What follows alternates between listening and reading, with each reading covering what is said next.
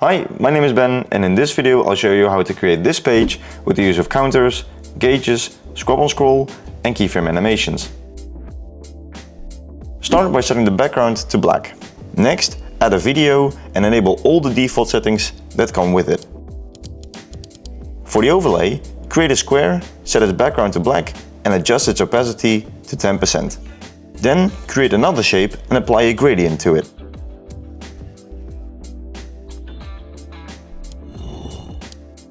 Now create a subtitle and apply an animation.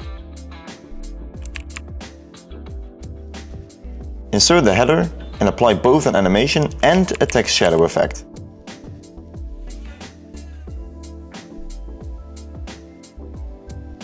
We're adding a text block, and next to this we'll add a line and put a gradient over it. Lastly, adjust the rounding. Moving on, we'll be adding an attention seeker. For this part, we're going to use a keyframe animation. First, put the viewport to 20% and then edit the animation. Put the page position to start and put frame 1 right under point C. Lastly, lower its opacity all the way. Add in a shape, change its color and adjust the rounding.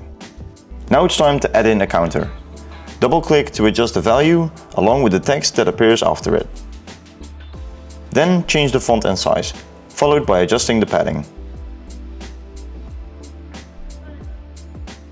Afterwards, style the text that appears after the value.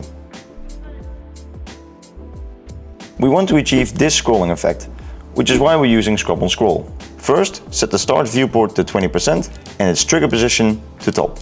Finally, adjust the length and set the smoothing to fast. From now on, most steps will be repeated, so this is gonna get quite boring. No, of course not. Speed it up. To get the same effect as shown in this image, we'll begin by adding a square and adjust its rounding. Then place an image on the square. Next, add a keyframe animation. Leave the page position to ending and adjust the start within the viewport to 10%. Then adjust the trigger position to bottom and set the acceleration to -1. Group these two elements together and use a square as a mask.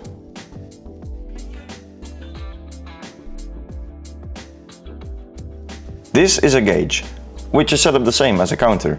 Inside the layout you can adjust the type, which is how we created this half circle. You can also change the background and the bar width here.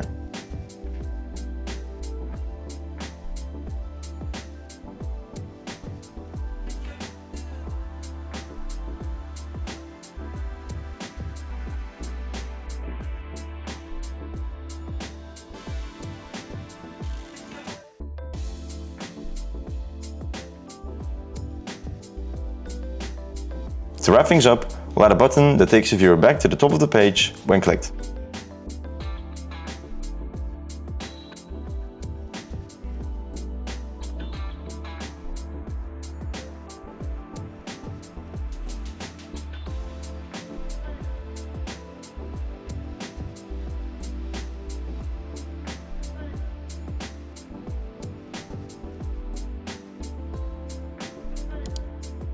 And that's it.